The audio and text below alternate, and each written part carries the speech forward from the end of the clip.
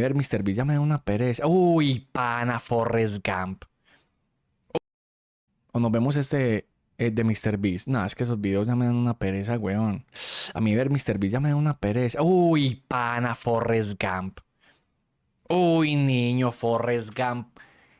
Narrado por Farid Diek. No, no, no, mano, eso es un... Ay, no, qué cosa. Mano, nos vemos el de Forrest Gump. Ay, brother, esa película. Dios mío. ¡Demonios, Forrest! ¡Eres un maldito genio! Uy, parce, esa película es muy buena, gonorrea. ¿Nos vemos esa de Forrest Gump o qué? Hágale pues, hágale pues. De hecho, qué ganas de volverme a ver esa película, mano. Todo por la Jenny. Todo por la Jenny, sí, señor. Miremos esta de Forrest Gump, pues. A ver. Que este video pero espere que... conversación no, sobre ya listo. No entro en detalles explícitos, pero ¿Cómo así? sí lo menciono. Ah, bueno, porque a Jenny la violan, ¿no? Es que esa Jenny era mera loquita, huevón. Y lo analizo porque es clave para entender a uno de los personajes. Si este tema es sensible para ti, por favor cuídate. Puedes pausar, saltar esa parte o ver el video en otro momento. Una pluma cae a los pies de Forrest, que está sentado en una banca esperando el autobús. Mientras espera, saluda y le cuenta su historia de vida a quienes se sientan a su lado. Primero recuerda su infancia. Ay, qué rico. Antes que nada, yo quisiera preguntar algo. Carolina, mi amor hermosa, preciosa, muchísimas gracias por esa suscripción, bebé hermosa. Todos sabemos que Forrest Gump tenía como, ¿cómo se le dice? Como un padecimiento, de manera como especial, ¿sí? O sea, era como muy inocente, como muy ingenuo, ¿cierto que sí? Era mera interesada. ¿Quién? Jenny. Una condición, exactamente. Esa era la palabra. Todos sabemos que Forrest tenía una condición.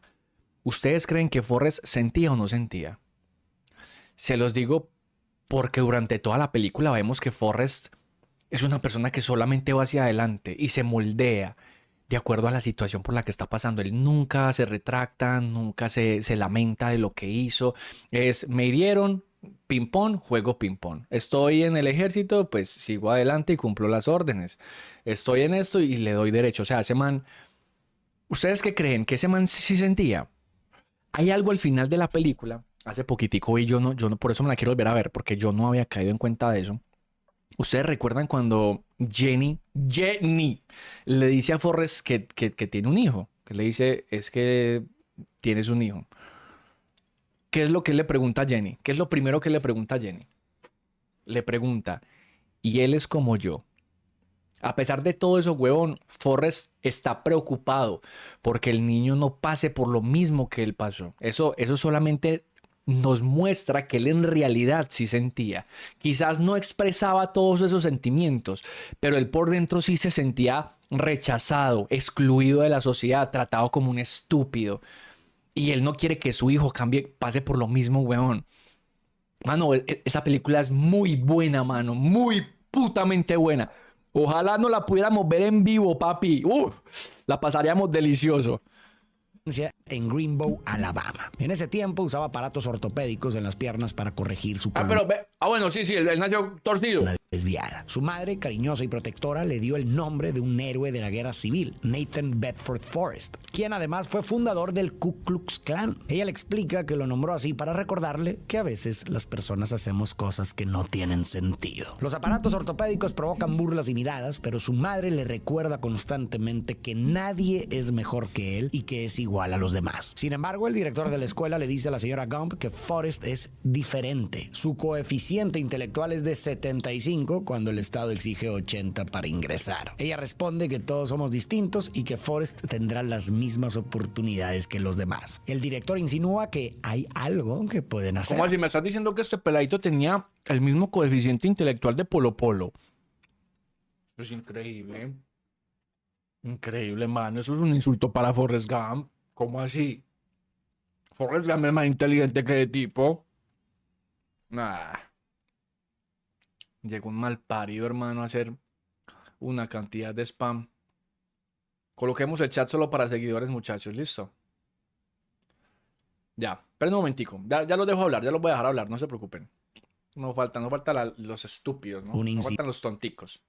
continuación carnal. Y la señora Gump accede para que acepten a Forrest. El padre de Forrest los había abandonado, así que viven solos en una casa grande y su madre se dedica a alquilar los cuartos. Gracias a esto, el pequeño Forrest conoce a un joven huésped llamado Elvis Presley, a quien le muestra un baile peculiar que Elvis imita y que después lo hace famoso en todo el mundo. Llega el primer día de clases de Forrest. El autobús escolar lo recoge, pero todos los niños lo rechazan, excepto una niña llamada Jenny, la única que le ofrece sentarse a su lado. Forrest queda enamorado desde el primer instante. Aparte de su mamá, nadie había mostrado interés en hablar con él. Jenny le pregunta si es tonto y Forrest responde que su mamá siempre dice que tonto es el que hace tonterías.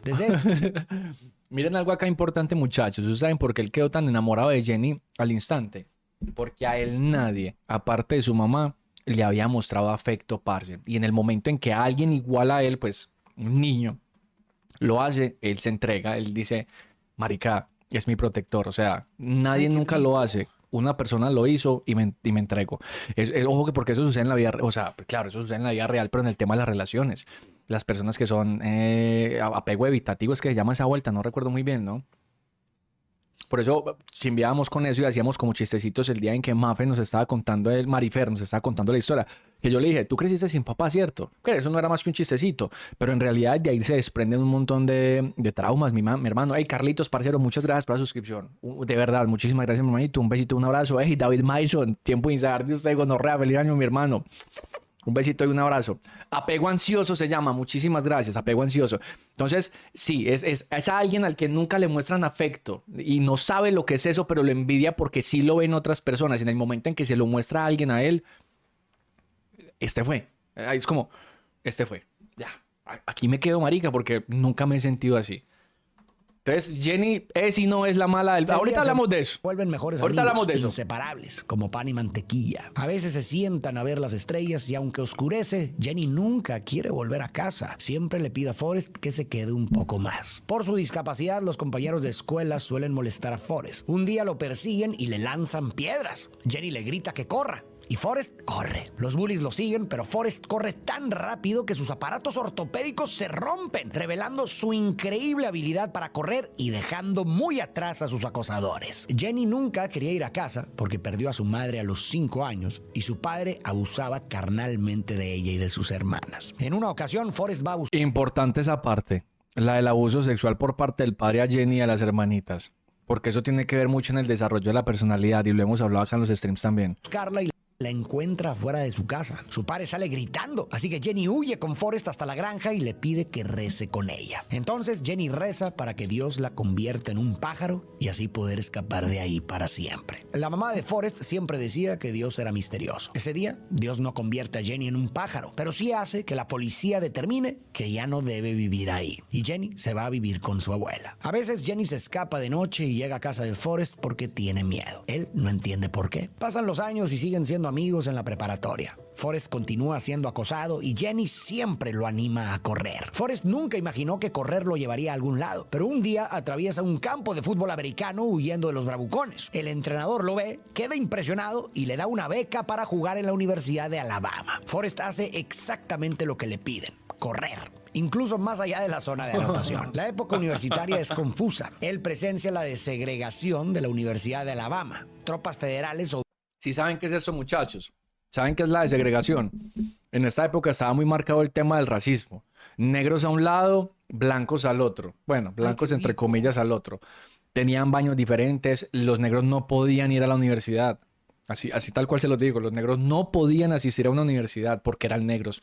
Los restaurantes de los negros tenían que ser diferentes al de los blancos y siempre eran peores, pues, en estados precarios. Eso es lo que se conoció como la segregación. Y eso es mera vuelta, huevón, porque cuando hacen la desegregación, es decir, que ya comienzan a aceptar en las universidades a la población negra, los primeros negros se animan y van, pues como, listo, pero no los hace, o sea, la misma gente les tira piedras, tienen que llamar a la policía para que los protejan. Eso es mera vuelta, huevón. La América, ¿no? El país de los sueños, la tierrita de los sueños. Ajá. Mera vuelta, hermano. De ahí es que viene todo lo que tiene que ver con Malcolm X y Martin Luther King, que también ya hemos hablado un poquitico acerca de ellos. Obligan la integración de estudiantes afroamericanos afroamericanos. El gobernador Wallace intenta bloquear la entrada, pero Kennedy ordena usar la fuerza. Forrest ve llegar a los dos estudiantes admitidos y cuando a la chica se le cae una libreta, él se la recoge y se la entrega amablemente. Años después, el gobernador Wallace se postularía a la presidencia, pero sufriría un atentado del que sobrevivió. Para este punto ya podemos darnos cuenta de que la vida de Forrest está entretejida con varios momentos más importantes y también más tensos. Qué cantidad de hechos históricos justo en el mismo rango de tiempo. Ahorita vamos a hablar también de Vietnam, que Vietnam también fue una, o sea, imagínate, desegregación, protestas de Malcolm X y Martin Luther King, que eso también fue brutal, guerra de Vietnam, hippies, esa era la época de los hippies también y del LSD, las panteras negras, de Black Panthers, o sea, todo fue mucha vaina, que chimba haber nacido en esa época, hombre, no, bacano, no. De la historia de Estados Unidos durante la segunda mitad del siglo XX. Y no creo que eso sea casualidad. La película parece querer decirnos que la historia del país puede leerse a través de la historia de Forrest, como si su recorrido personal fuera también una metáfora del recorrido histórico estadounidense en esos años que terminaron definiendo su identidad. Lo primero que sabemos es que Forrest fue nombrado así por una figura histórica real, Nathan Bedford Forrest, un general confederado en la Guerra Civil y además uno de los fundadores del Ku Klux Klan. La Guerra Civil estadounidense fue un conflicto que duró de 1861 a 1865 entre los estados del norte, la Unión, y los estados del sur, la Confederación. Había varios motivos detrás del conflicto, pero uno central era la esclavitud. El sur quería mantenerla como base de su economía, mientras que el norte buscaba impedir su expansión y acabarla. La guerra terminó con la derrota del sur y la abolición de la esclavitud. Justo después de la guerra surgió el Ku Klux Klan, formado por exconfederados. Era un grupo... Ustedes saben quién impulsó las leyes para quitar la esclavitud en Estados Unidos. Les doy una pista, lo mataron en un teatro de un tiro. Le metieron un tiro en un teatro. Ajá, muy bien, Andresillo. Donaldo Trump. Obviamente no. Abraham Lincoln, muchachos. Malcolm X, boy, hueputa. Cisas. Ese marica de Lincoln fue el que impulsó las nuevas leyes, parce, para poder abolir la esclavitud. Y eso a la gente no le gustó. Estaban muy acostumbraditos a tratar mal a la gente, ¿no? Y a no pagarles, desde luego. Hacer lo que les daba la gana con la raza negra. Y no les gustó. Y ahí viene esto. Esto es esta caterva de hijueputas. Y me van a perdonar la grosería. Estoy intentando mejorar en el tema de la expresión. Y no decir tantas groserías. Pero estos que ustedes ven con ese capirote son una caterva de hijos de puta. Cuyo objetivo era mantener la supremacía blanca mediante intimidación, terrorismo y violencia contra personas afroamericanas y contra cualquiera que promoviera la igualdad racial. Aunque fue prohibido en varias ocasiones, reapareció más de una vez en la historia de Estados Unidos. Entonces, cuando la señora Gobb dijo que le puso ese nombre a Forrest, la película está insinuando el pasado que arrastra el país hasta ese punto. Y a partir de ahí, casi cada etapa importante de la vida de Forrest va a coincidir con un hito histórico clave, como si su historia personal fuera, como dije, un reflejo de la historia nacional. Vimos, por ejemplo, cómo Forrest presenció la desegregación de la Universidad de Alabama. Para entender esto, hay que recordar primero la segregación. Durante décadas, sobre todo en el sur, existieron leyes que separaban a personas blancas y afroamericanas en escuelas, transporte, baños y espacios públicos. Era el sistema conocido como leyes Jim Crow. Aunque en 1954 la Corte Suprema declaró inconstitucional la segregación escolar, muchos estados se resistieron. El episodio que mostró la película fue real. El gobernador George Wallace intentó bloquear físicamente la entrada de 2 estudiantes afroamericanos a la universidad, pero el presidente John F. Kennedy mandó tropas federales para garantizar su derecho a estudiar. Entonces vamos a ir repasando estos hitos históricos. Adivinen cómo terminó ese señor. Si saben cómo terminó John F. Kennedy, ¿no? ¿De qué murió? Exacto, de pulmonía. Conforme vayan apareciendo. Durante la universidad, Forrest pierde contacto con Jenny porque ella estudia en una escuela solo para mujeres. Aún así, él la visita cada vez que puede. Una noche lluviosa, la ve llegar en un auto con un hombre llamado Billy. Los ve qué gonorrea. Y escucha a Jenny decir, eso duele. Así que Forrest corre y golpea a Billy pensando que la está lastimando. Jenny lo detiene y le aclara que no la estaba haciendo daño. Billy se marcha furioso. Jenny le reclama a Forrest y él se disculpa. Luego lo lleva a su habitación, donde le confiesa que sueña sueña con ser famosa, cantar sola en un escenario vacío y conectar con la gente a un nivel profundo. Durante la universidad, Forrest se dedica a jugar fútbol americano, convirtiéndose en uno de los mejores corredores y siendo condecorado por el presidente John F. Kennedy. Años después, eliminarían a Kennedy y luego a su hermano. Con el tiempo, Forrest se gradúa. La señora Gump está muy orgullosa. Después de la ceremonia, un sargento le entrega un folleto del tío Sam para enlistarse y Forrest decide unirse al ejército. En su primer día vive el mismo rechazo que cuando era niño. Pero esta vez también hay alguien que... ¡Ay, parce! Yo adoro este personaje, mano. Bubba. Ay, brother, este personaje es la hostia. No. Qué personaje tan bueno, tan simpático. Bubba es un calidoso, claro. Bubba es el mejor. Es una persona también. Primero es afroamericano, tuvo que vivir el rechazo, que fue lo mismo que vivió Forrest Gump, incluso sin ser negro. Y es un man súper...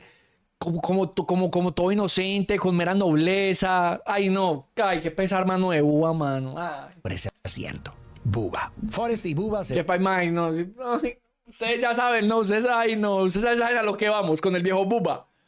vuelven grandes amigos. Bubba le cuenta que ha trabajado con camarones toda su vida y que estaba por comprarse un bote antes de ser reclutado. Su sueño es abrir su propio negocio de camarones. Forrest encaja perfecto en el ejército. Solo debe hacer su cama, mantenerse firme y responder todo con un sí, sargento. Un día les informan que los enviarán a la guerra de Vietnam. Aquí podemos detenernos para subrayar otros hechos que marcaron los 60 y 70 en Estados Unidos. La película nos mostró una cadena de asesinatos y atentados políticos. Eliminan al presidente Kennedy, luego a su hermano Robert, y en 1972 atacaron a George Wallace, dejándolo paralizado. Y al mismo tiempo, acabamos de ver cómo Forrest es enviado a Vietnam, uno de los capítulos más traumáticos para el país. Esta guerra nació en plena Guerra Fría, la competencia entre Estados Unidos y la Unión Soviética por influencia global. Estados Unidos intervino para frenar el comunismo en Asia, pero más adelante vamos a ver en qué terminó todo ese intento. Se los follaron re duro, alerta de spoiler.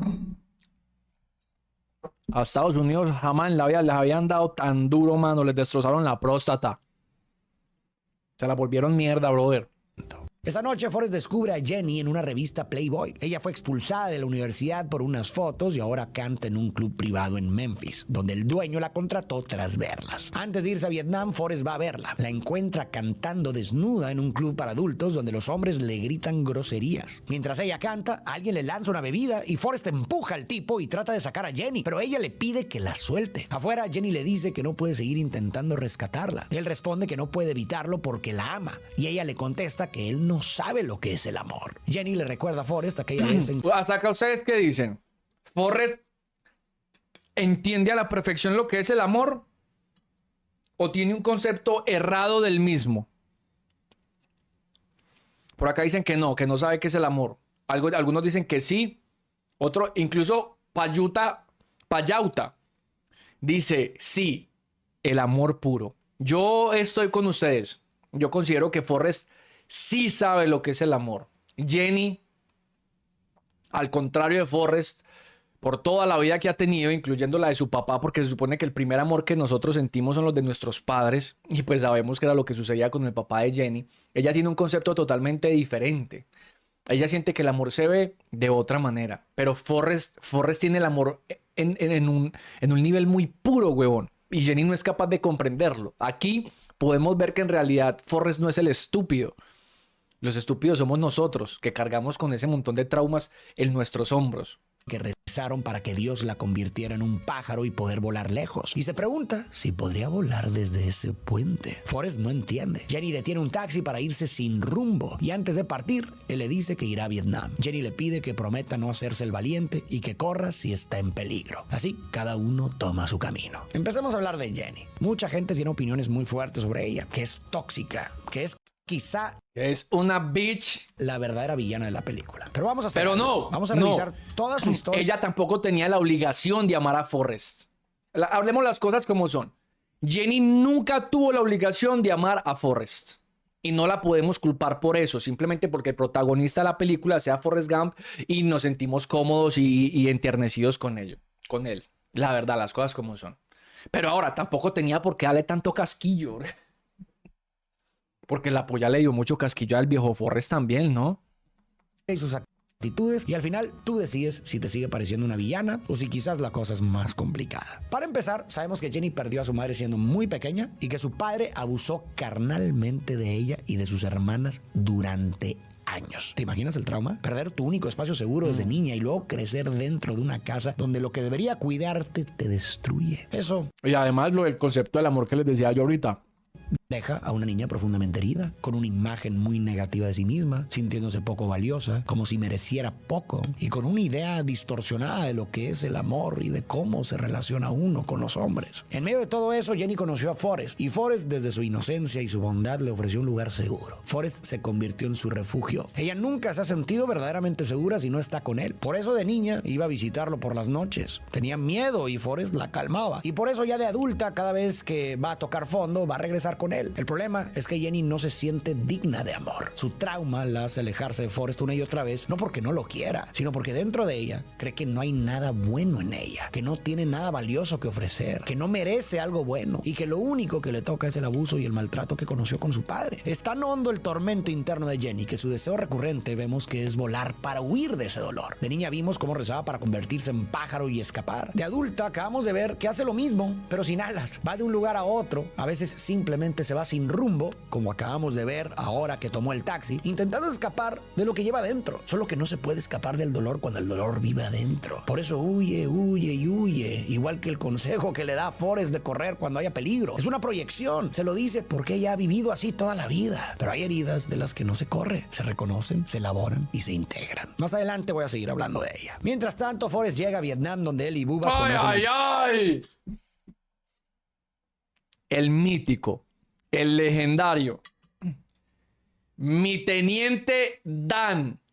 Sí, señores. Teniente Dan, proveniente de una larga tradición militar. Alguien de su familia había luchado y muerto en cada guerra estadounidense. Mano, yo tenía un compañero en el servicio militar que tenía ese labio así. Le decíamos Bemba. Era de apellido Torio, entonces le decíamos Toro Bemba. Ahorita hablamos de eso si quieren. Forrest está feliz de que sea su jefe. El pelotón entrena bajo condiciones durísimas. Forrest piensa que los mejores jóvenes del país fueron enviados a esta guerra. Una noche, Bubba le dice que son buenos compañeros porque se cuidan como hermanos y le propone ser su socio en su futuro barco camaronero. Forrest acepta. Mientras tanto, Forrest no olvida a Jenny. Le escribe cartas casi todas las noches. Ella, sin embargo, no responde y ahora vive como hippie en una casa rodante, viajando con su guitarra y sus amigos. Un día, el pelotón es emboscado. El teniente Dan ordena retroceder y Bubba le grita a Forrest que corra. Forrest cumple su... No, mano, ay, no. promesa a Jenny. Corre tan rápido y tan lejos que se queda solo. Pero recuerda a Bubba y regresa por él. En el camino encuentra a varios compañeros gravemente heridos y los salva, incluido el teniente Dan, quien le ruega que lo deje morir ahí. Pero Forrest se niega y lo carga. En el proceso recibe un balazo en el trasero. El teniente le ordena que no vuelva por Bubba, pero Forrest no lo escucha. Regresa a la selva y encuentra a Bubba agonizando. Ay, no, mano, Bubba. Perro, a Bubba yo le cogí mucho cariño en la película. Ese man se hacía querer mucho, huevón. Era muy buena gente. Ese man solamente quería que terminara esa hijueputa guerra para abrir su propio negocio de camarones. Ay, no, no.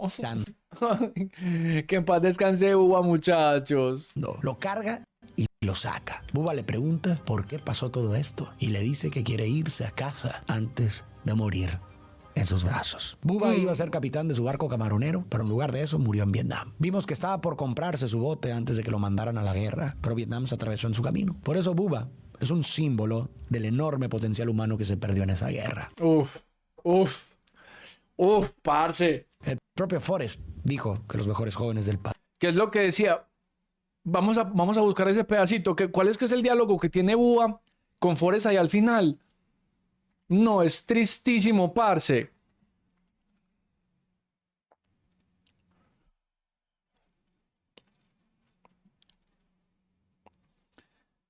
Ay, súper triste. Creo que es este pedacito, ¿no? Sí.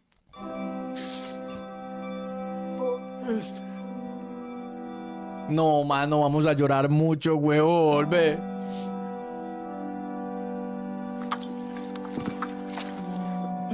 Estoy bien, Forrest. Estoy bien. Ah, Bubba, no. Voy a estar bien.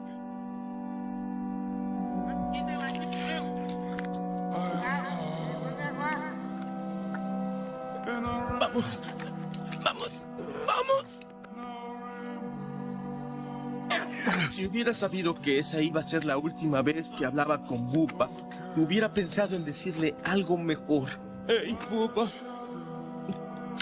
Hey, Forrest.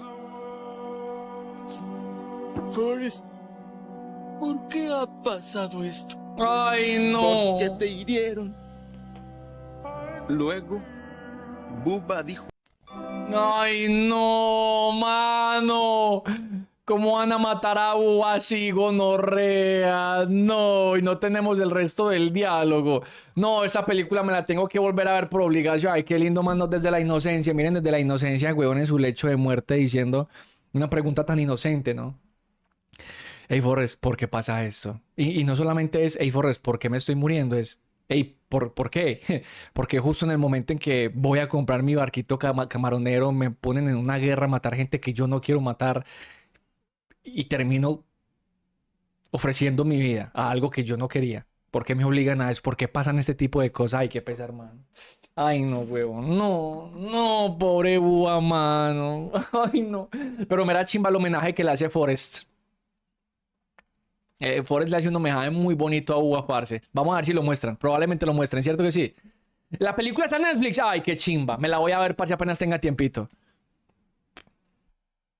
País fueron enviados allá. Forrest es llevado a la enfermería por el balazo que recibió en el trasero. Ahí se encuentra con el teniente Dan, quien perdió ambas piernas. Forrest intenta animarlo, pero Dan está furioso. Una noche lo saca de la cama y le reclama que todos tienen un destino, que todo forma parte de un plan y que él debía haber muerto con honor en el campo de batalla. Ahora sin piernas, siente que Forrest le robó su destino y no sabe qué hará con su vida. Durante su estadía en el hospital, Forrest descubre que ninguna de sus cartas llegó a Jenny. Ahí mismo, un compañero nota sus reflejos y le enseña a jugar ping pong, diciéndole que el secreto es no quitarle nunca el ojo a la pelota. Forrest lo cumple al pie de la letra y descubre que es muy bueno. Una de las mayores virtudes de Forrest, y algo que podemos aprender de él, es su simplicidad y su enfoque. Tiene una capacidad rarísima de concentrarse por completo en lo que tiene enfrente. Cada vez que alguien le da una instrucción sencilla, ya sea correr, armar un arma o no quitarle la vista a la pelota de ping pong, él se enfoca solo en eso y se entrega a la tarea sin distracciones. Y hoy, en un mundo con tantas interrupciones y distracciones, donde nos cuesta poner atención y estamos más dispersos que nunca, quizás podríamos intentar algo parecido. Dejar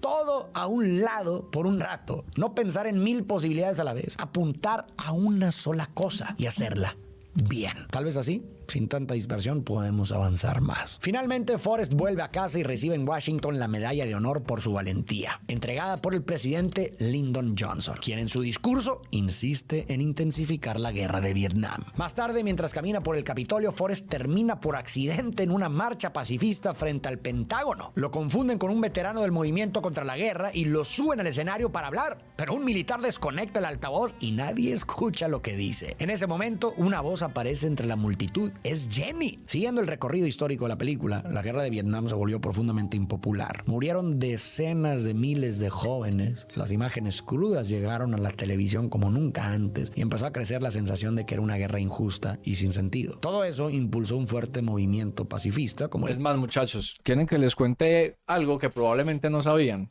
Permítanme, yo llevo esto a la cocina un momentico nomás para que nos sintamos cómodos. No me demoro. No me demoro, espera. Bubba.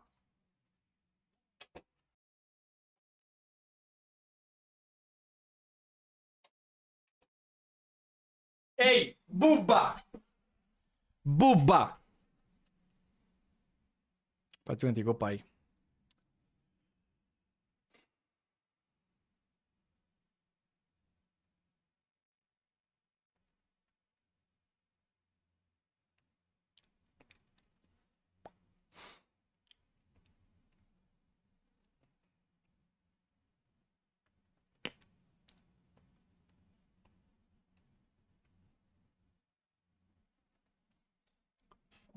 Yo conocí a varios veteranos de esa guerra. ¿Evitas en serio? ¿Allá en Estados Unidos o en dónde, parce?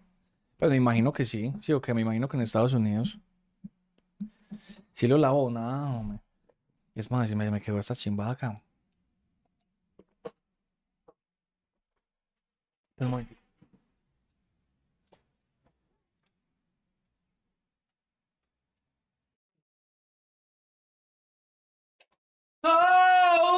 you see in through my eyes. Pillan pues muchachos, les cuento cosita, vea. Resulta que en plena guerra de Vietnam nace todo este movimiento hippie, ¿cierto? El gobierno comienza a luchar contra los hippies porque los hippies comienzan a estar en desacuerdo contra la guerra de Vietnam. La gente en realidad no quería ir a morir allá. De hecho, la tasa de mortandad en Vietnam era altísima. Por ahí había como algo que decía como que sus probabilidades de morir en la guerra de Vietnam, el primer día era tanto, el segundo día era tanto. O sea, mano, eso era una mierda. O sea, la verdad, la guerra de Vietnam fue una cosa terrorífica. Y la gente no quería ir a entregarse, no quería que los mataran. Entonces comenzó a nacer todo el movimiento hippie y el movimiento hippie consumía muchos ácidos, el LSD. Les voy a contar aquí algunos daticos que ustedes van a poder corroborar por internet buscando la información. Resulta que cuando este man, yo no recuerdo cómo llamaba ese tipo, comienza, creo que es a sintetizar el LSD. Gordo, me corregís de pronto si me equivoco. Comienza a sintetizar el LSD. Hoffman es que llama al parcero, ¿cierto? Bueno, entonces imagínate, parce, que no se encuentra nada negativo en el consumo del LSD. Se encuentran más cosas positivas que negativas y los estudios por lo general que se hacen parte de diferentes instituciones no encuentran absolutamente nada malo. Se llama Albert Hoffman. Ok, muchísimas gracias. Y el movimiento hippie comienza a consumir muchísimo ácido, a consumir muchísimo LSD y la pasan rico y hey, sí, mira chimba y solo paz y amor. Esos son los famosísimos de paz y amor. Esto no le convenía al gobierno porque el gobierno estaba perdiendo la guerra de Vietnam, no le podían dar por vencidos y cada vez necesitaban reclutar más personas, pero la gente, adivinen qué, ya no quería ir a entregar su vida en esa guerra tan tonta, tan estúpida. De hecho, hasta este man, el boxeador Muhammad Ali, a él le preguntan algo relacionado con Vietnam y él dice algo, palabras más, palabras menos, dice como, yo para qué voy a ir a matar personas que no me han hecho absolutamente nada a mí. Yo me niego a hacer ese tipo de cosas, incluso por mi patria, pues. Esa gente no me ha hecho absolutamente nada a mí ni a mi familia. ¿Por qué me van a enviar a asesinarlos? Y pues Muhammad Ali en esa época ya era un boxeador bien reconocido, con sus títulos, o sea, de manera, era un ícono. Entonces, claro, la gente comienza a meterse también en estos grupos de hippies. Vea, me están diciendo por acá, sisas, y por eso lo suspendieron 1 año del boxeo. Imagínense eso, weón.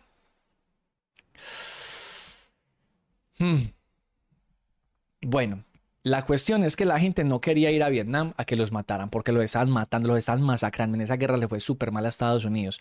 Y ellos con su orgullo, ¿cierto? Su orgullo allá de gringos, de supremacistas gringos, no, es que no podemos perder. Entonces querían mandar a todos los peladitos, pues básicamente. Comienzan a hacer esos colectivos hippies y los hippies comienzan a consumir LSD. Y entonces ahora el gobierno se la monta a los hippies, a unos manes que no están haciendo absolutamente nada. Esa gente no está haciendo desmanes, esa gente no quiebra vidrios, simplemente se reúnen, huevón, tocan musiquita, consumen ácidos y bailan. Eso es todo lo que están haciendo. Y obviamente están cantando y promulgando la palabra de no a la guerra, not war. Ellos son paz y amor, solo paz y amor. Pues el gobierno se las monta a ellos. Y no, que esos hijueputas, o sea, esos manes son prácticamente declarados enemigos públicos porque se les está tirando la propaganda del tío Sam a ellos y la gente no se quiere incorporar para ir a morir a Vietnam. Y la cogen contra ellos y adivinen qué, la cogen contra el LSD, porque por ahí se empieza a meter el gobierno, ¿no? De manera legal. La cogen contra el LSD. Entonces resulta que el gobierno comienza a pagarle a ciertas instituciones para que vuelvan a hacer las mismas evaluaciones que ya se habían hecho sobre el LSD y que ahora hablen súper mal de eso.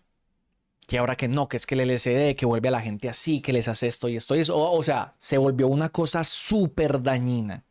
Y se comienzan a meter por ahí y comienzan a coger a los hippies, papi, a garrote, a palo, los matan, los torturan, de todo, mano, simplemente porque ellos no querían ir a la guerra. ¿Cómo la ven, pues? ¿Cómo la ven? Maduro hippie. Sí, Albert Hoffman, me dicen por acá. De hecho, muchos estudios dicen que por el contrario ayudaban con demasiados problemas mentales, inclusive minimizando de sobremanera incluso la esquizofrenia, que fue para lo que se diseñó al inicio. Dichos estudios fueron invalidados a posteriori, sabiendo que esos estudios habían sido realizados de forma correcta. O sea, pura propaganda. Exactamente. ¿Y ustedes saben por qué ese tipo de drogas fueron prohibidas aquí en Colombia? Porque Estados Unidos era el que decía qué drogas eran legales y cuáles eran ilegales. Y Colombia, pues, no tengo que decirlo yo, con Estados Unidos, ¿cierto? Pues nada más hay que ver esos políticos, ¿no? Senadores y congresistas ahí, con la cara llena de betún de la cantidad de botas que han besado de ese lado, de ese otro lado. Entonces, así fue. Ya se habían hecho estudios, nunca salió nada malo, pero ahorita, después de eso, oh, misteriosamente, oh, no, marica, qué cosa tan brutal. ¿Cómo la ven, pues? Dicen por acá, en American Gangster muestran cómo los altos mandos traficaban droga. Esa es la película de Denzel Washington. Dame un momentico, por favor.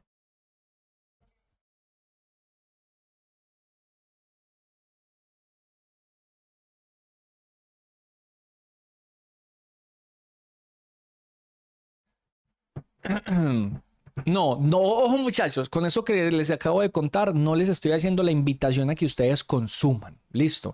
No les estoy diciendo, parce, el LSD es una chimba, consuman. Porque saben que muchachos, hay un problemita y es que el LSD que se compra también, pues usted dice, para el rave y toda la vuelta, eso no son drogas puras, mi hermano. Todo eso, o sea, todo eso tiene intervención. Todo eso tiene un montón de intervención, parce, no es, o sea... Lo que yo siempre les he dicho, papi, las drogas no son buenas y creo que tenemos muchísimos casos para pegarnos de ahí. Y si usted no tiene la necesidad de consumir absolutamente nada, pues no lo haga. No lo haga, es mucho mejor que no lo haga. A eso se le suma algo y es que la droga que usted consume no es la droga en sí. Pues podríamos hablar, por ejemplo, del tema de la cocaína. La cocaína pasa por muchísimas manos y eso se rinde. Eso se llama cortar. La cocaína la cortan cada mano, o sea, la venden desde arriba, pues, y luego la coge esta la distribuye a y por cada mano que pasa, la cortan para que tener más cantidad y poder vender más. Y la cortan con cosas, no sé, harina, azúcar, o sea, un montón de huevonadas. Pues lo mismo sucede con el tema como el LSD, con pastillas, por ejemplo, de éxtasis, cosas así. Usted ni siquiera sabe usted al final del día ni siquiera sabe qué es lo que está consumiendo. Usted cree que, ay, me voy a tomar una pepa que es un éxtasis y puede que eso esté rendido con otra vaina y en realidad no es éxtasis. Lo mismo que pasa, por ejemplo, con el tusi. Que bueno, pues el tusi es un cóctel de drogas en general, pero usted no sabe cuál tiene ketamina, usted no sabe cuál tiene, bueno, de todas esas maricadas que le echan que se me olvidan en ese momento. Entonces, ojo, yo no estoy haciendo la invitación para que ustedes vayan y consuman LSD porque el doctor Hoffman decía que era una maravilla y que los hippies, no, ojo que no, tampoco tiene que ver, pero les estoy contando lo que sucedió en realidad con eso en aquella época. Bueno, continuemos.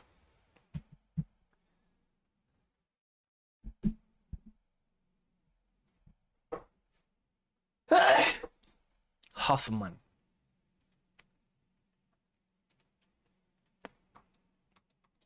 Que acabamos de ver, que alimentó la contracultura hippie que vemos en la película a través de Jenny. La contracultura fue un movimiento social más amplio que el hippie. Surgió a mediados de los 60 como un rechazo juvenil a las normas rígidas heredadas de los 50. Una época próspera para muchos, pero también muy conservadora. Familia tradicional, roles de género estrictos, racismo legal en el sur y una cultura de obedecer y no cuestionar. Muchos jóvenes sintieron que ese modo oficial no les llenaba y buscaron otra forma de vivir. Los hippies fueron la cara más visible de esa contracultura. No eran todo el movimiento, pero sí su símbolo más famoso. Eran jóvenes que dejaban la universidad o trabajos formales, viajaban, formaban comunidades como en Haight-Ashbury en San Francisco, hablaban de amor y paz, rechazaban la guerra de Vietnam, promovían relaciones y sexualidad más abiertas, vivían en comunas y exploraban espiritualidades distintas, muchas veces inspiradas en filosofías orientales. La música también fue clave, el rock psicodélico, el folk y festivales como Woodstock, y también el uso. De aquí salen personas muy famosas como Jimi Hendrix,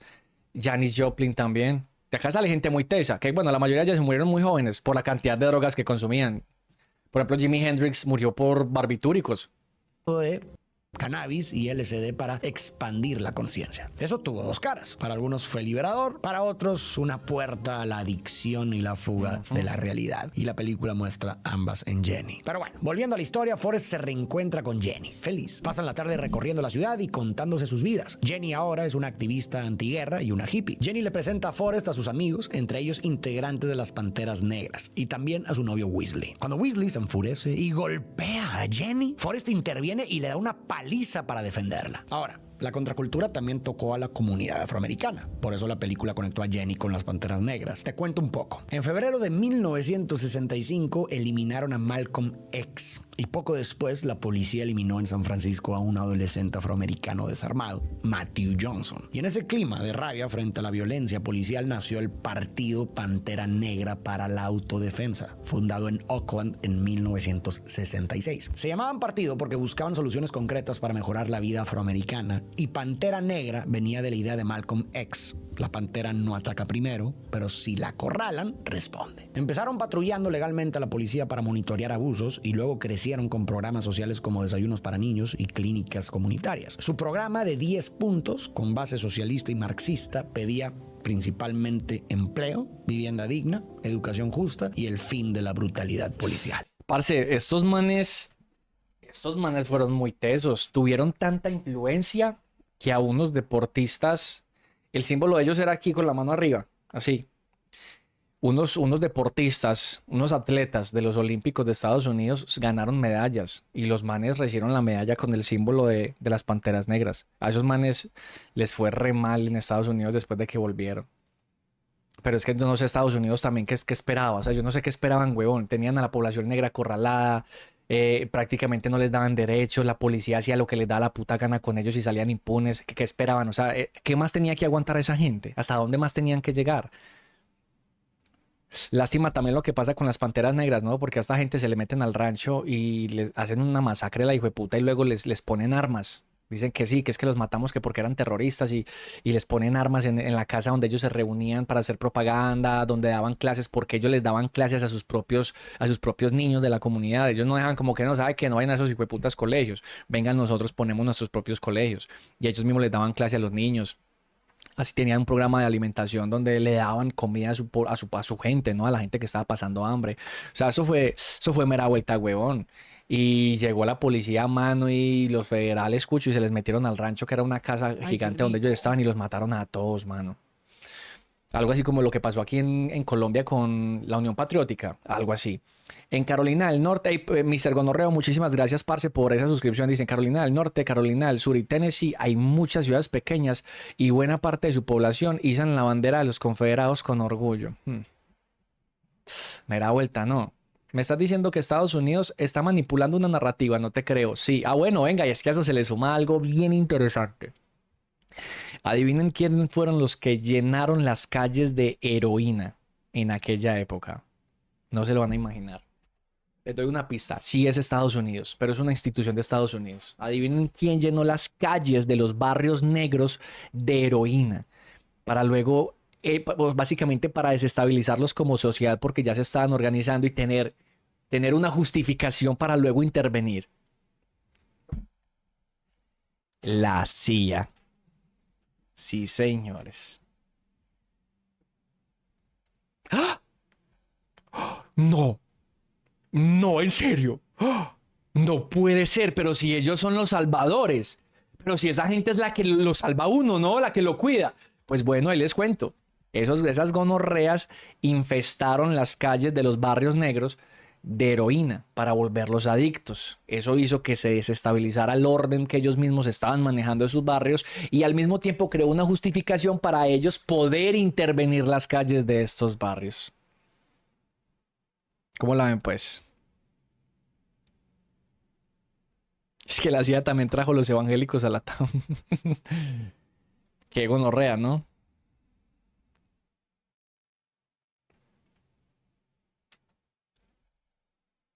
Afuera, Jenny le dice a Forrest que Weasley no quiso hacerlo. Forrest responde que él jamás la lastimaría y ella contesta que lo sabe. Forrest quiere ser su novio, pero Jenny no le responde. Pasan la noche hablando mientras ella le cuenta cómo ha viajado y probado psicodélicos. A la mañana siguiente, Weasley se disculpa asegurando que nunca le haría daño. Jenny le dice a Forrest que tienen vidas muy distintas. Se despide y se va con Weasley a San Francisco. Mientras tanto, durante Así son, ¿no? Así son. Y Weasley es la fiel representación de estas personas que promulgan la paz, pero son violentos en sus casas con sus familias. Irónico también, paradójico, de hecho, ¿no? la transmisión del alunizaje, el ejército envía a Forrest por todo el país a jugar ping pong, convirtiéndolo en una celebridad. Luego lo seleccionan para el equipo nacional y viaja a China, siendo parte de los primeros estadounidenses en visitar ese país en décadas. Aquí acabamos de ver dos hitos históricos muy importantes. Uno fue la llegada del hombre a la luna en 1969, que formó parte de la luna plana, carrera espacial dentro de la Guerra Fría. Para entender por qué este evento fue tan importante para Estados Unidos, hay que recordar que los soviéticos ya llevaban ventaja. Lanzaron el primer satélite, Sputnik, en 1957 y enviaron al primer humano a órbita. ¿Cómo se llamaba? Ay, ya lo vimos. Ya lo vimos. Ojo, porque Yuri Gagarin no fue la primera persona en la luna, fue la primera persona en el espacio. Yuri Gagarin en 1961. Así que llegar primero a la luna fue una victoria simbólica gigantesca para el país. Y luego, cuando Forrest jugó ping pong en China, vimos la llamada diplomacia del ping pong, un episodio real. Tras más de 20 años sin relaciones formales, en 1971 un jugador estadounidense, Glenn Cowan, se subió por error al autobús del equipo chino en un torneo en Japón y terminó intercambiando regalos con Zhuang Zedong. Ese gesto abrió la puerta para que China invitara al equipo de Estados Unidos a visitarla. Los primeros en décadas, lo que vimos en la película. Al año siguiente, los chinos hicieron una gira por Estados Unidos y eso ayudó a preparar el terreno para la visita de Nixon a Pekín en 1972 y el comunicado de Shanghái que inició el acercamiento entre ambos países. Por su talento, invitan a Forrest a un programa de televisión donde conoce a John Lennon. Al salir del programa, se encuentra con el teniente Dan, ahora en silla de ruedas, alcoholizado, sobreviviendo con una pensión del gobierno y pasando las noches con prostis. Forrest pasa Navidad con él y se vuelven amigos. Cuando Forrest le cuenta la promesa que le hizo a Bubba sobre comprar un barco camaronero, Dan, incrédulo, le dice que si algún día lo logra, él será su primer oficial. El teniente Dan refleja muy bien cómo muchos regresaron de Vietnam, vacíos y sin sentido. Vamos a analizarlo. En su familia, un antepasado murió en cada guerra importante de Estados Unidos, así que para él la guerra era más que una obligación. Por su historia familiar, ir a la guerra e incluso morir ahí era lo más honorable. Era lo que él creía que era su destino. Por eso, cuando perdió las piernas y Forrest le salvó la vida, lo odió. Lo odió porque Forrest lo salvó de la historia que él creía que era su historia. Fue bastante simbólico que perdiera las piernas, porque Dan perdió los cimientos sobre los que se sostenía su existencia. Vietnam destrozó el piso que lo mantenía en pie, igual que le pasó a muchos hombres que fueron a esa guerra con la fantasía de convertirse en héroes como sus padres o abuelos en guerras anteriores. Pero en vez de gloria, encontraron una guerra confusa, políticamente cuestionada, moralmente ambigua y rechazada por su propio país. Encontraron trauma, culpa y un regreso a casa bastante frío. Imagínate venir de la Segunda Guerra Mundial, con toda la narrativa colectiva de haber vencido al nazismo y ser recibido como héroe y salvador, e irte a Vietnam creyendo que repetirás esa historia solo para darte cuenta de que no se parece en nada. Cuando Dan reapareció después de la guerra, lo vimos hundido en un vacío. ¿Qué opinan ustedes del teniente Dan, muchachos? ¿Creen que fue egoísta de que él quisiera morir en la guerra cuando le cayó la bomba y le botó los pies? ¿Justifica eso que se encuentre en este estado tan deplorable? Porque yo creo que sí. Yo de cierta manera entiendo al teniente Dan. A mí también me hubiera gustado morir ahí en la guerra, ¿no? Después de eso, pues no por patriota ni nada de eso, sino como por la condición física en la que se encontraba en ese momento. Y volver y no tener nada, absolutamente nada ni nadie, porque el teniente Dan es una persona solitaria. A eso se le suma que no tiene piernas. ¿Qué va a hacer? ¿Para qué puede servir? Es por eso es que se entrega al alcohol y a las meretrices, desde luego, ¿no? Para sentir un poco de amor, de cariño, quizás. Exactamente, Samu Mole fue un hombre incomprendido. Esa era su vida, exactamente. Lo que dice Grifus también, morir como un héroe, perdió el propósito. Eso era lo que él tenía en su cabeza y era lo que él quería para su vida. Y Forrest Gump se lo arrebató, weón. Dice Sarita, hola Sarita, mi amor, ¿cómo estás? Era determinista y después de desprenderse de su dogma, de esa forma se encontró sin sentido. Y muchos nos hallaríamos en la misma situación, ¿no creen ustedes? Solo, alcoholizado, cínico, agresivo, y su única compañía parecían ser las prostis, como si intentara anestesiar lo que sentía. No tenía nadie ni tampoco un propósito. Y cuando se reencontró con Forrest, él fue quizás la única persona que no lo miró con lástima ni con condescendencia. Lo trató como un igual, con respeto y una preocupación genuina. Probablemente había sido el único que le ofreció una aceptación. Amor genuino. Forrest Gump representa eso. total. Y para alguien que está ahogado en vergüenza y desesperanza, que alguien te vea sin asco. Uy, ciberpunkero, lo que dice, lo que está diciendo el parcero es brutal. Dice, en Rambo 1 pasa eso, denunciar y visibilizar todo por lo que tienen que pasar los veteranos de Vietnam. El final de Rambo dice un discurso que, el discurso que le dice al comandante él que era un negrito. Uy, parce, a mí se me encharcaron los ojos. Porque Rambo se convirtió en un perro de guerra, en una máquina de matar. Rambo, el de la M60, el man se convierte en una máquina de matar. Y la guerra se acaba. ¿Y qué puede hacer Rambo? La guerra se acabó y él es una máquina de matar. ¿Ahora qué va a hacer? Y el comandante intenta decirle, váyase para la civil, busque un trabajo. Él decía, buscar un trabajo. Pero era como, buscar un trabajo, gonorrea, ¿en serio? Después de toda la gente que tuve que asesinar por mi país, después de todos los amigos que me mataron, me estás diciendo que me busque un trabajo. Papi, ese discurso, ¿quieren que lo ponga? Uy, parce, ese discurso es una cosa. Mano, ¿sabe qué? A mí se me encharcaron los ojos la primera vez que yo vi ese discurso, weón. Vea. Vamos a ver si encontramos... ¿Cómo encontramos ese discurso, muchachos? Yo recuerdo que es con el negrito, con el comandante él que era un nichecito. ¿Cómo lo buscáramos?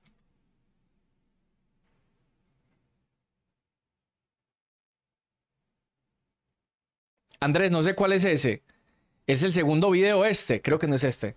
Hazlo, acaba conmigo, Rambo. Rambo, no lo hagas.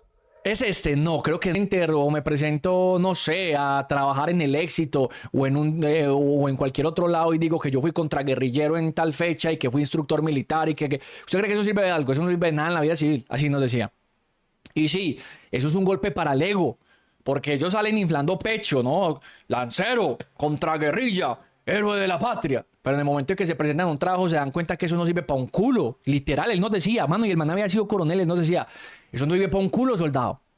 Sí, mucho orgullo aquí dentro de las filas y muchas gracias por su servicio, pero eso en la civil no sirve de nada. Entonces, claro, uno sale de acá pensando que afuera lo van a ver igual que un héroe, que con todo lo que uno ha hecho, los cursos que carga, no, los parches que tiene aquí en el pecho, pero no. Usted en la civil es uno más de ellos y si no tiene preparación se quedó atrás. Entonces los manes nos metían, claro, obviamente eso es un lado de cerebro el hijo de puta para que usted terminara diciendo, sí, no, yo quiero hacer el curso de seguridad privada para salir a trabajar. Que bueno, afortunadamente yo sí hice todos los cursos y me gradué de todas esas vainas, pero pues nunca ejercí. Mandé varias hojas de vida para trabajar como pues, de seguridad privada porque no teníamos plata en aquella época antes de McDonald's y pues nunca me llamaron. Afortunadamente, digo afortunadamente porque quizás hubiera quedado en la jaula de oro. Y me hubiera quedado ahí, no hubiera estudiado desarrollo de software, no me hubiera metido al mundo de los streams, bueno, hubiera dejado de hacer un montón de cosas. Pero pues igual tuve el cursito y toda la vuelta. Y fue bueno, aprendí un montón de cosas, la verdad. Entonces, lo que dice ahí ese parcero de Rambo, marica, es verdad. Porque claro, él es un héroe, ¿no? Ante los ojos del ejército, le mandan un héroe. Y me imagino que los soldados lo veían como, uy, marica, Rambo, ese man es una leyenda aquí.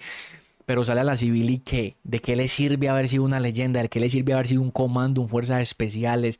En la civil eso no sirve para un culo. En la civil eso no sirve para nada. Usted no va a conseguir trabajo como gerente de un banco porque usted fue un lancero. No, usted no le va a dar un trabajo por allá de vicepresidente de, no sé, de un canal de televisión porque fue fuerzas especiales. No. Eso sirve para un culo. Eso no es nada. Entonces, importante. A mí ese pedazo de Rambo, huevón, me erizó la primera vez que lo vi. Brutal. Ni juicio. A veces es lo primero que puede empezar a levantarte. Y con el tiempo, Dan fue bajando la guardia. Mientras tanto, Jenny pasa año nuevo prostituyéndose. Meses después, el equipo de Ping Pong y Forrest son invitados a la Casa Blanca para conocer al presidente Nixon. Luego, Forrest se hospeda en un hotel donde, por accidente, termina detectando el escándalo que detonó el caso. Ojo, miren qué tristeza lo que acaba de decir por acá Gamer. Dice, el hermano de un amigo era soldado profesional. A él se le murió un curso en los brazos durante un combate. Quedó muy afectado psicológicamente. Vivía tomando y era muy problemático. Después de varios años, la esposa lo dejó y se llevó a los hijos por todos los problemas que tenían. El parcerito se veía bien, pero a las semanas se quitó la vida. Qué gonorrea, huevón. Watergate y que años más tarde llevaría a la renuncia del presidente. Este también fue un hito histórico enorme. El Watergate reveló que Nixon y su equipo habían ordenado espiar al Partido Demócrata y encubrirlo después. El escándalo destapó una red de corrupción y abuso de poder que terminó obligando a Nixon a renunciar en 1974. Tras esto, Forrest recibe una carta informándole que su servicio militar ha terminado. Forrest vuelve a Rainbow, donde recibe una oferta para promocionar una marca de paletas de ping pong. Quiere cumplir la promesa que le hizo a Bubba, así que acepta y usa ese dinero para comprar un barco camaronero al que llama Jenny. Otra cosa que podemos aprender... ¿Cómo le vas a poner ese nombre al barco de Bubba, hombre? ¿Cómo le vas a poner ese nombre al barco de Bubba, hombre? Estás profanando la memoria del Nietzsche, hombre.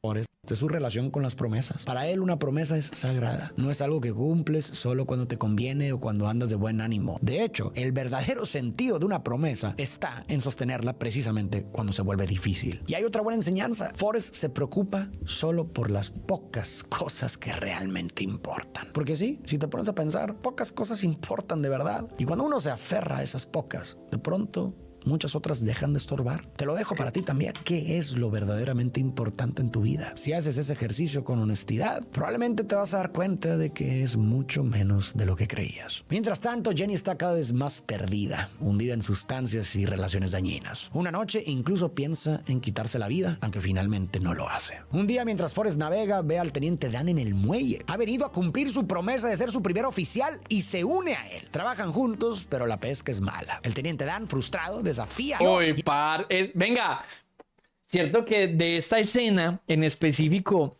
es que se desprende el mítico meme de sopla, algo como sopla, perra. Es que a eso le llamas tormenta. ¿Cierto que sí?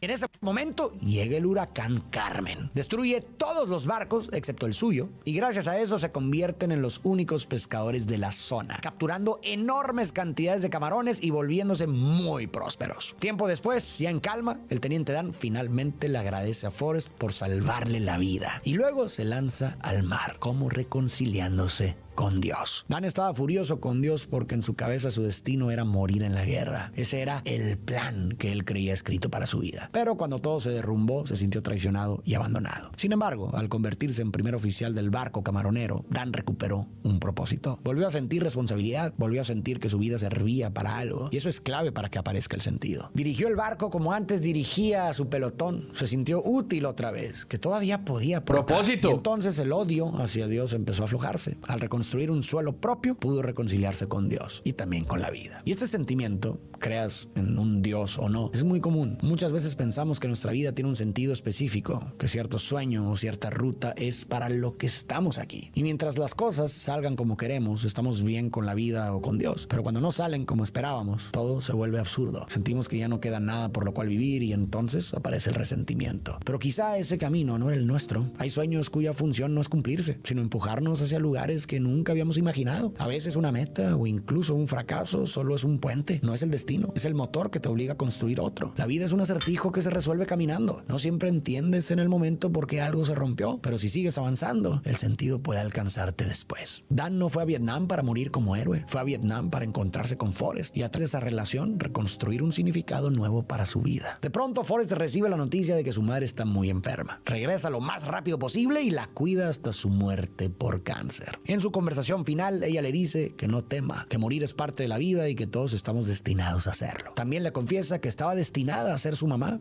y que hizo lo mejor que pudo. Cree que cada quien construye su propio destino y debe hacerlo mejor con lo que le ha tocado. Forrest le pregunta cuál es su destino y ella le responde: eso tendrás que descubrirlo tú. La vida es como una caja de chocolates. Nunca sabes qué te va a tocar. Finalmente, la mamá de Forrest muere. Aquí es un gran momento para detenernos y hablar de Forrest y de su madre. El coeficiente intelectual de Forrest, sumado a las limitaciones que vemos en distintas áreas de su vida, apuntan a una discapacidad intelectual. Incluso hay quienes piensan que podría estar dentro del espectro autista porque a menudo interpreta mal las señales sociales y procesa el mundo de manera muy literal. Pero no me quiero detener demasiado ahí. Lo importante es que aún con esas limitaciones, Forrest ha logrado desarrollarse de forma impresionante. Piensa en todo lo que ha conseguido. Fue uno de los mejores corredores del país. Se graduó de la universidad, recibió la medalla de honor por su valentía en Vietnam, creó un negocio camaronero exitoso y terminó volviéndose millonario. ¿Cómo fue? Venga, entonces, entonces, el teniente Dan queda a cargo del negocio camaronero en honor a Bubba Gump.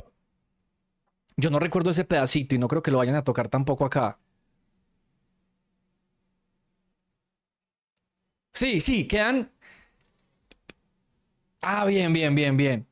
Listo, listo. Posible todo eso. Para mí, la clave está en su madre. La señora Gump es la verdadera MVP de la película. Su amor y su aceptación incondicional, junto con esas enseñanzas sencillas que le dieron estructura para entender el mundo, fueron fundamentales para la estabilidad emocional de Forrest y para la confianza con la que se movió por la vida. Desde niño le repitió algo valiosísimo, que nadie era mejor que él y que en un nivel profundo era igual a los demás. Nunca le mintió, no le dijo que era más inteligente de lo que era, ni intentó disfrazar sus desventajas para protegerlo de la realidad. Al contrario, lo acompañó con una visión del mundo simple a su nivel de comprensión, una visión que no permitía que la adversidad lo hiciera sentir menos o incapaz. Y gracias a esas herramientas emocionales y filosóficas que su mamá le transmitió, Forrest pudo desarrollarse como lo hizo. Y aquí sí quiero aprovechar para reconocer a todas esas madres y padres de personas con alguna discapacidad que, como la señora Gump, han hecho lo mejor que han podido, que han amado incondicionalmente, que han peleado contra el mundo cuando toca y que han sostenido a sus hijos con paciencia y dignidad para que puedan crecer y expandir sus posibilidades incluso dentro de sus límites. El poder del amor es impresionante. ¿Es en serio, Muñe? ¿Y el teniente Dan invierte las ganancias de la pesca en Apple? ¿Es en serio eso? Siempre he pensado que el amor es el gran posibilitador del ser. Yo no me acordaba de eso. Cierran las potencialidades de una persona. El amor las abre. Para que un ser humano crezca y despliegue lo mejor de sí, incluso con sus límites, necesita ser amado. Forrest tuvo eso y por eso prosperó. Jenny, en cambio, se hundió porque creció en una familia abusiva. Qué importante es una familia que sostenga. Qué importante es el amor en casa, sea cual sea la forma que esa familia tome. Poco después de la muerte de la señora Gump, Forrest descubre que el teniente Dan ¡ay, sí, gonorrea, mira! invirtió las ganancias en una compañía llamada Apple y así se vuelven multimillonarios. Es un guiño claro al boom tecnológico que explotaría en los 80 y 90. Forrest entrega la mitad de su fortuna a la familia de Bubba, tal como habían acordado. ¡Qué chima! Yo no me acordaba de ese pedazo. Bubba nunca vuelve a trabajar para nadie. También dona dinero a la iglesia y al hospital de pescadores. Un día, Jenny aparece inesperadamente. Se queda con Forrest. Después de que se vuelve multimillonario, ¿no? ¡Qué casualidad! ¿No? Smell like money. Ok. Y duerme como si hubiera pasado años sin descansar. Pasan los días paseando. Qué casualidad, ¿no? Qué casualidad que Forrest se vuelve multimillonario y ¡boom! Jenny spawnea. Ay, de una. Y poniéndose al día. En uno de esos paseos llegan a la antigua casa de Jenny. Ella se adelanta, la mira fijamente y de pronto lanza piedras mientras grita: ¿cómo pudiste hacerlo? Luego cae llorando. Forrest se sienta a su lado y piensa que a veces no hay Sí, Vanessa, sí, se vuelve un partidazo así. Forrest ahí mismo. Ay, Dios mío, Forrest es lo que toda mi vida busqué. Tantas vueltas que di buscando los besos de Forrest en otras bocas cuando podía tener la de él. Forrest, eres lo mejor que me ha pasado en el mundo. Dios, ¿cómo no te vi antes? Moro, usted está muy bonito. Moro, estás muy perdido, pues. Ay, Moro, estás muy perdido. Suficientes piedras. Ver a Jenny perder el equilibrio y lanzar las piedras de forma errática me pareció devastador. Ahí se pudo ver la profundidad de su trauma. Y la reacción de Forrest fue perfecta. No la interrumpió, no intentó arreglar nada, no dijo nada. Solo se sentó a su lado y estuvo ahí para ella. Y luego vino esa frase durísima. Se me erizó la piel cuando la volví a escuchar. A veces creo que simplemente no hay suficientes piedras. Porque sí, a veces no hay suficiente consuelo, a veces no hay suficiente justicia, ni suficiente compensación, ni suficiente reparación. A veces hay heridas que no cierran del todo, por más que uno las grite, las llore o les aviente piedras encima. El tiempo pasa y Forrest y Jenny vuelven a ser como pan y mantequilla. Jenny le regala unos tenis Nike y le enseña a bailar. Es la época más... Le regalan unos tenis Nike comprados con su fortuna. No, mentira, no. A mí Jenny no me cae mal, la verdad. No me cae, del todo no me cae mal, la verdad. Feliz de Forrest. Una noche, él le pide matrimonio, seguro de que sería un buen esposo. Ella le dice que sí lo sería, pero que Forrest no quiere casarse con ella. Forrest, dolido, le dice que tal vez no es muy listo, pero sí sabe lo que es el amor. Esa noche, Jenny entra en su habitación, le dice que lo ama y terminan teniendo relaciones. Pero a la mañana siguiente, Jenny se va sin despedirse, rompiéndole el corazón. No, parce, es que Jenny también, hermano, unas actitudes erráticas, súper confusas. Pobre Forrest, hermano, que a duras penas intenta comprender lo que pasa en la realidad y le suceden estas vainas. ¿Qué puede pensar él de todo esto, no? Aquí podemos continuar hablando de Jenny. Ya vimos cómo su dolor no procesado la ha empujado a repetir un patrón autodestructivo. La hemos visto tomar decisiones que Sí, la sí, lastiman. María. Lo descorchó y se fue.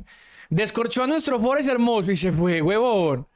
Meterse en relaciones nocivas, refugiarse en las sustancias y alejarse una y otra vez del amor bueno de Forrest. Cuando Jenny se acostó ahora con Forrest y después se fue, se puede leer como un acto cruel, pero también se puede leer desde otro lugar. Analicemos un poco lo que pasó antes. Forrest le No, pidió... Farid. No, Farid, el video debería de terminar aquí. No queremos ver, queremos que analicemos los comportamientos de Jenny. Queremos eso. ¿Cierto que no? Farid, se te fue la mano con este video, la verdad. matrimonio y le aseguró que sería un buen esposo. Y Jenny le dio la razón. Ella sabe que él sería bueno. Pero luego dijo, tú no quieres casarte conmigo. Ahí no estaba hablando de él, está hablando de cómo se ve ella. Está diciendo de manera implícita que ella no es alguien con quien alguien como Forrest se casa. No es digna de eso. Racionalmente entiende que el amor de Forrest es bueno, pero emocionalmente siente que no lo merece. Y como te ves, te tratas. Y eso explica gran parte de las conductas autodestructivas de Jenny. Y es irónico que Jenny le diga a Forrest que él no sabe qué es el amor. En realidad, quien no lo entiende es ella, porque su trauma... Gracias, Farid. Gracias, Farid. O sea, me adelanté. Qué pena haber hecho spoiler de lo que se venía a continuación del video. Qué vergüenza. Tomemos esto como un feature y compartamos las ganancias del video, Farid. No te preocupes. Dale. Dale. Lo distorsionó desde niña. Yo lo leo así. Se acostó con Forrest porque por un momento se permitió sentir seguridad y cariño real. Pero inmediatamente después le cayó encima todo su guión interno. No soy suficiente, no merezco esto, voy a lastimarlo. Y en pánico hizo lo que siempre ha hecho, huir. No porque haya querido jugar con él o usarlo. Simplemente no pudo sostener algo bueno sin sentir pánico. Nada de esto quita que eso lastima a Forrest. Explicar una conducta, identificarla. Pero sí nos ayuda a entender que Jenny no actúa con malicia, sino que actúa desde la herida. Y créeme, no es una fantasía de película. Yo he visto conductas muy parecidas en personas reales que han vivido abusos así. Es muy triste. No, la verdad, lo de ahorita es chistecito, parce. Pero es coherente. La verdad, lo de ahorita es chistecito, huevón. Jenny tiene su pasado, un montón de traumas que no fueron tratados. De hecho, era simplemente... El trato del gobierno fue, no puedes vivir con tu papá está capturado, te mandamos para tu abuela y ya, eso fue todo. De cierta manera, sus comportamientos sí son justificados porque estaba intentando llenar un montón de vacíos emocionales, intentando encontrar lo que se le fue negado de niña. Entonces, sin embargo, a mí la mala, ¿no? La mala por todo lo que nos hizo sufrir a nuestro Forrest hermoso, porque Forrest es una persona noble, sincera, amorosa. Y ese tipo, hermano, él nunca llora. Por eso yo les decía, la gente cree que es que este tipo no tiene sentimientos y que actúa simplemente sin raciocinio alguno, simplemente por instinto, pero no, él sí siente. Solo que no es bueno expresándolo. A ese man le dolió la cantidad de rechazos y de todo lo que tuvo que ver que hacía esta nena de Jenny. Pero se terminó convirtiendo en su amor platónico. Porque también fue su apoyo de niño. O sea, sí, la verdad sí. Con el La verdad es que sí, parce. trauma. A veces lastimamos a otros no porque queremos hacer daño, sino porque estamos heridos. Por eso es tan importante hablar de terapia. Las heridas y creencias que se nos quedan grabadas desde la infancia no se borran solo con entenderlas con la cabeza. Hay que procesarlas emocionalmente, resignificarlas y reconstruirse. Es difícil, toma tiempo, pero cambia la vida. Ese mismo día de 1976, Forrest empieza a correr. Corre sin parar, durante 3 años, de costa a costa. Se vuelve una noticia nacional y mucha gente decide unirse a su carrera. Mientras corre, sin querer, inspira ideas de negocios que otros convierten en éxitos, como el famoso Shit Happens o la carita feliz. Forrest recuerda lo que su madre decía, que para seguir adelante hay que dejar atrás el pasado, y piensa que por eso corre. Desde la lectura histórica que he estado haciendo, Forrest, como una especie de espíritu de Estados Unidos, su carrera puede verse como un país intentando dejar atrás el pasado caótico de los 60 y el trauma de Vietnam que terminó en 1975. Un día, en medio del desierto y sin razón aparente, Forrest decide dejar de correr y volver a casa. Al regresar, recibe una carta de Jenny pidiéndole que vaya a verla. Esa es la razón por la que Forrest ha estado sentado todo este tiempo en la banca. Espera el autobús para ir con ella. Pero una señora le dice que la dirección está muy cerca. Así que Forrest se levanta y corre hasta reencontrarse con Jenny. Ella le pide perdón por todo, diciéndole que estuvo destruida durante muchos años. Luego le revela que tuvo un hijo Forrest, y ¿cómo vas con las acciones de Apple? No, mentira, la buena y para que Jenny. lleva su nombre. Forrest, sorprendido, pregunta si es inteligente. Oiga. Jenny le asegura que es de los más listos de su clase. Forrest se acerca con Si ven, mano, aquí el análisis, en análisis, miren Forrest, que la gente creía que era un estúpido, un tonto, un brutico por su coeficiente intelectual, y lo primero que hace es preocuparse por su hijo. No quiere que su hijo pase por todas las cosas que él pasó. Y uno en retrospectiva diría, uy, papi, pero la vida de Forrest fue una chimba. Condecorado de guerra, deportista exitoso, empresario, pero para él no lo fue, huevón. Él simplemente estaba haciendo lo que tocaba en el momento. Seguir órdenes, al fin y al cabo. No es como, bueno, me incorporé, pues ejército. Bueno, salí del ejército y toca jugar ping-pong, pues juego ping-pong. Bueno, compro un barco, pues me voy para el barco. O sea, siempre, lo que decía ahorita Farid, siempre enfocado en una sola cosa porque, pues bueno, es lo que me tocó. Hagámoslo y hagámoslo bien. Y lo primero es preocuparse por el niño, weón, para que el niño no pase por todas las cosas que él tuvo que pasar. conocerlo y habla con él. Jenny le cuenta que está enferma de un virus desconocido y que no sabe cuánto tiempo le queda. Aquí ya estamos a inicios de los 80, Esta vieja, a Jenny le dio VIH. justo cuando empezaba la crisis del VIH. Ah, hueputa, yo no me acordaba de eso. Ay, yo no me acordaba de ese pedazo, huevón. Y en esa época el VIH, huevón, era una condena de muerte, era una sentencia de muerte. No había cura, no había tratamiento, no había un... Ahorita la gente que en ese momentico tiene VIH tiene una vida normal, puede tener una vida totalmente normal, huevón, y prolongada y toda la cuestión. Pero en esa época eso era una condena de muerte, brother. En Estados Unidos. La película no lo dice directamente, pero por el contexto se puede leer que Jenny podría estar enferma de VIH. Y luego Jenny le pide a Forrest que se casen. Y aquí quiero cerrar el análisis de Jenny. Al final sí vemos una transformación. La encontramos en otro lugar por dentro. Quizá fue la maternidad, quizá el diagnóstico que la enfrentó a la muerte, quizá ambas cosas. Pero algo cambió. Jenny reconoció que estuvo mal mucho tiempo, aceptó su herida y el daño que también le hizo a Forrest. Y al pedirle matrimonio, nos dejó ver que por fin se siente en un lugar mejor para estar con él. Claro que es discutible que no le haya contado a Forrest lo de su hijo antes. Él debió saberlo y poder decidir. Y al mismo tiempo, también se puede entender que Jenny quizás no tenía todavía la estabilidad para hacerlo y cargó sola con eso mientras intentaba sanar. Entonces podemos concluir que sí, hubo cosas en la dinámica entre Jenny y Forrest que no fueron muy nutritivas. Y aquí voy a usar el y también a propósito en lugar de pero, porque desde que se lo escuché a un terapeuta me pareció excelente para recordarnos que aunque nos encante polarizar, la vida casi nunca es blanco o negro. Dos cosas pueden ser verdad al mismo tiempo. Uf. Sí, señor. Porque la verdad la construye la experiencia. Pues la experiencia de cada quien, ¿no? El concepto. Explícame, pues te estoy explicando, mi queridísimo Joseph. La verdad se construye por la experiencia, las cosas que usted ha vivido. Usted puede pensar que esto es rojo porque así se lo enseñó su familia, pero otra persona lo puede ver negro porque así se lo enseñaron en su casa. Y ambos en este caso tendrían la razón.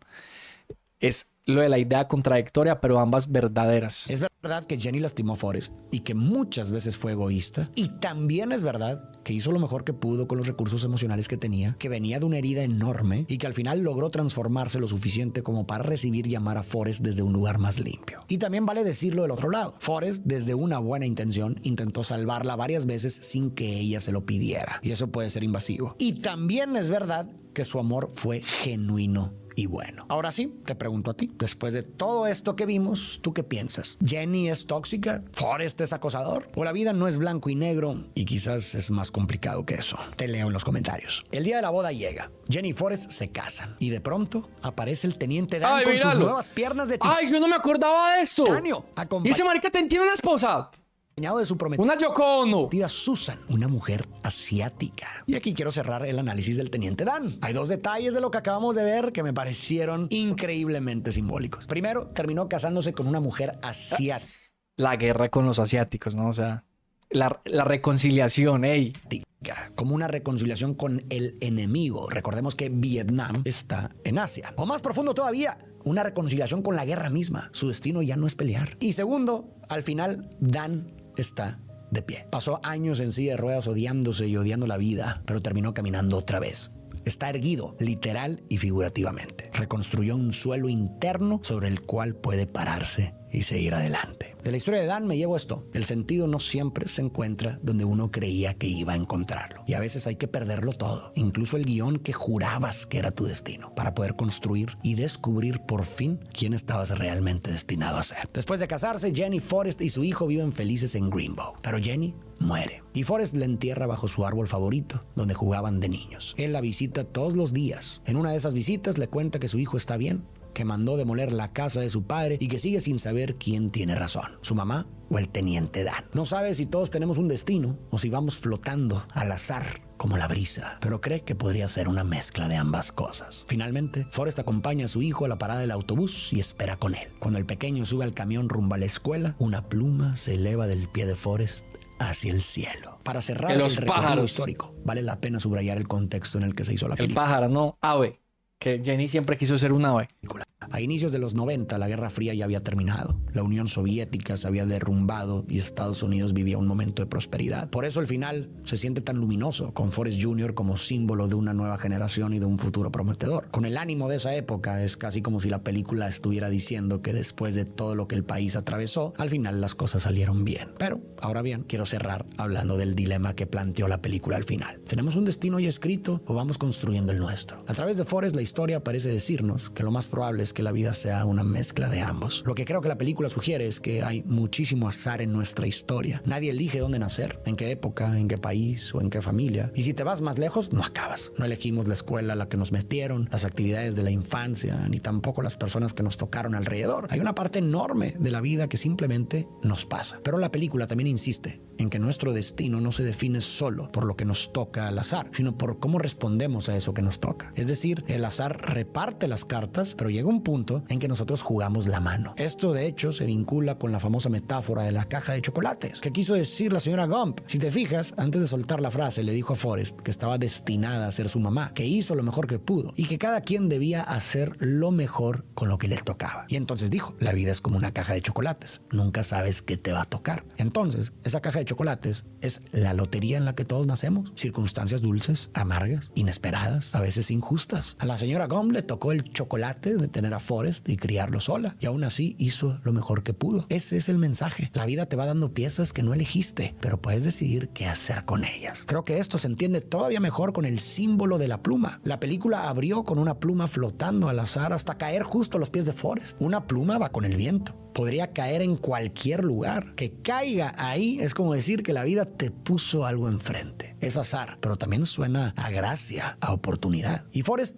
la notó, la recogió y la guardó. Y si lo piensas, esa fue toda su vida. Una cadena de plumas que fueron apareciendo y él, sin complicarse demasiado, decidió seguirlas con confianza y con entrega. El azar lo puso con una madre amorosa que peleó por meterlo a la escuela. Luego le cayó otra pluma. Jenny le ofreció sentarse con ella y él aceptó. Esa amistad lo marcó para siempre. Después vino otra. Cuando lo acosaron y Jenny le gritó corre, él corrió, descubrió su talento y el entrenador lo vio. Llegó la beca universitaria. Forrest no lo planeó, pero la siguió. Y así una tras otra. El ejército, Bubba, el teniente Dan, el barco camaronero, la empresa. Con todo esto, la película parece decirnos que no controlamos lo que nos cae del cielo, pero sí podemos estar atentos, recogerlo y hacer algo bueno con eso. Y eso, como dice la frase de la salsa, ¿no? De si del cielo te caen limones, aprende a hacer limonada. al final, también es construir destino. Antes de ¡Ey, empezar, quiero parce! decirte... ¿Cuándo es que invadimos Groenlandia? Ok, muy rico esto y todo, pero ¿cuándo es que Groenlandia ya es de propiedad de nosotros, de Estados Unidos, de los Estados Unidos de América? Parce, qué bonita esa película. Ah, me encanta, huevón. Ah, me la quiero volver a ver. Al final a Forrest le estornudan el pirulín y descubre que también... Ay, no, Andrés, no seas jodido. No seas jodido.